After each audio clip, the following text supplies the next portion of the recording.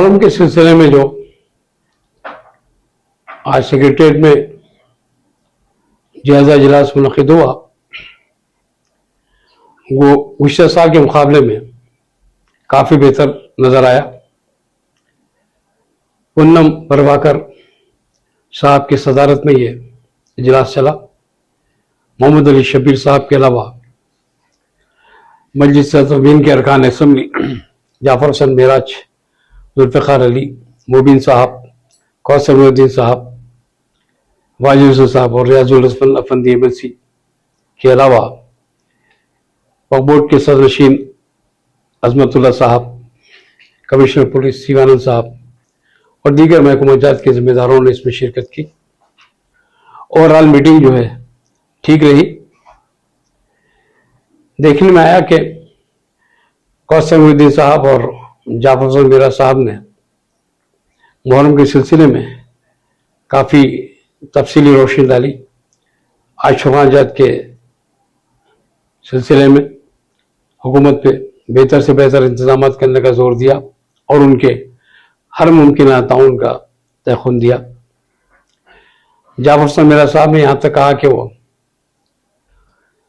Metro का काम चल रहा है, बेहतर है कि पुलिस और दीगर जिम्मेदार सब मिलकर बीबी कलावे से मस्जिद लाई तक बीबी कलम की रोड का मुआयना करें तो बेहतर रहेगा।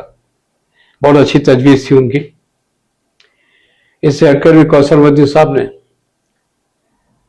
किला गोलकुंडा में वाक़ बारगाह हज़रत अब्बास आशिक़ाना की तरफ तवज्जो दिलाई। यकीन वहाँ पर बहुत से मसाइल है, लेकिन गुज़श्ता साल भी उन्होंने काफ़ी हद तक जो उनसे हो सका था वो किया था। नहीं, बोलना क्या है, हम 2016 से नुमाइंदगी कर रहे हैं और ये हेरिटेज में है। ये देखिए, ये शेख फैसी कमान है, ये बीबी का नाम है, ये बीबी कलम का सिंबल है, ये देखिए, है ना। और एक आपको तस्वीर और बताता हूँ, खुली हुई तस्वीर की। ये कमान शेख फैस का नाम है, ये कमान शेख फैस है।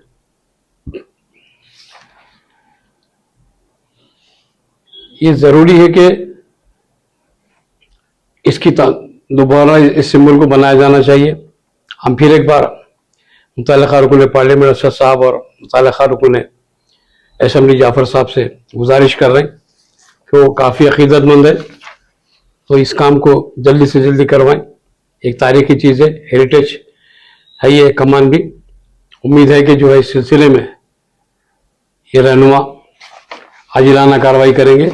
जैसा कि मैंने आपको GHMC के बारे में भी कहा कि उनकी लिस्ट में कई नाम नहीं था, मेरे पास लिस्ट है, आके आप बता दीजिए, कहीं भी डोर नंबर नहीं है इनके पास, तो इसीलिए ये डोर नंबर भी बहुत ज़रूरी है।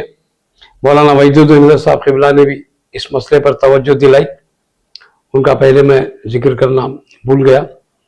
और MLC आमिर अली खान साहब भी इस इजलास में मौजूद थे।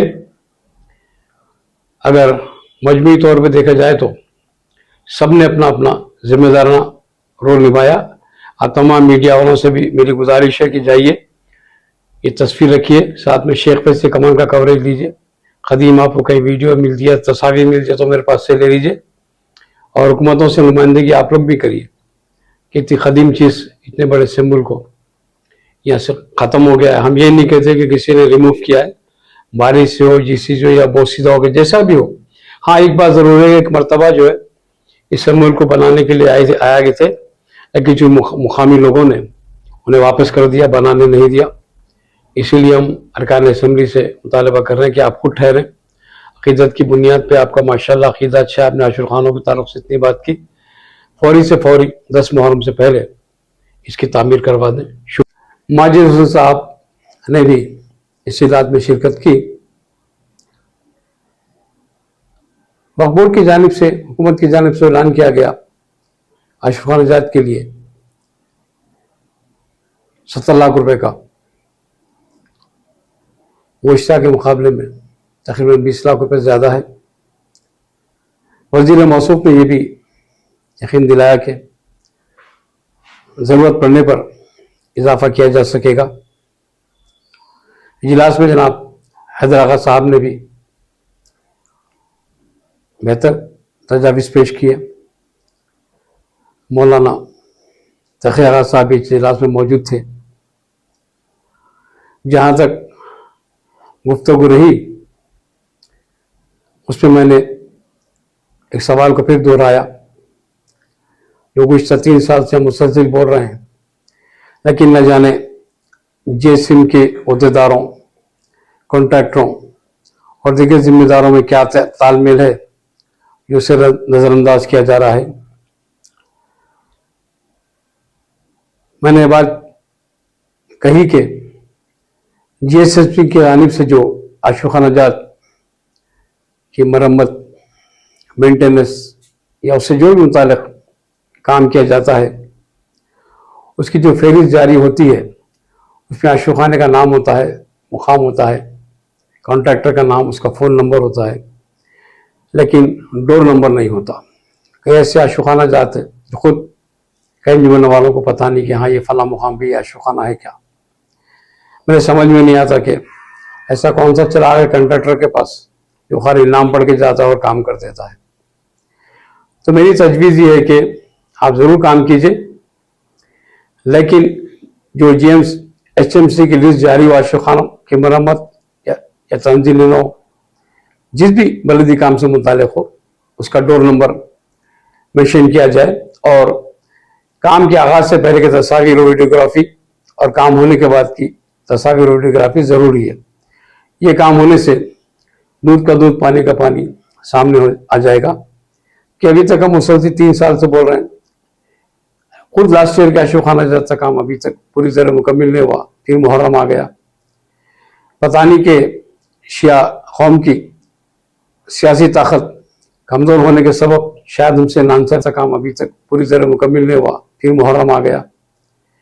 पता नहीं कि शिया कौम की सियासी ताकत कमज़ोर होने के सबब शायद हमसे नानसाफ़ी की जाती है।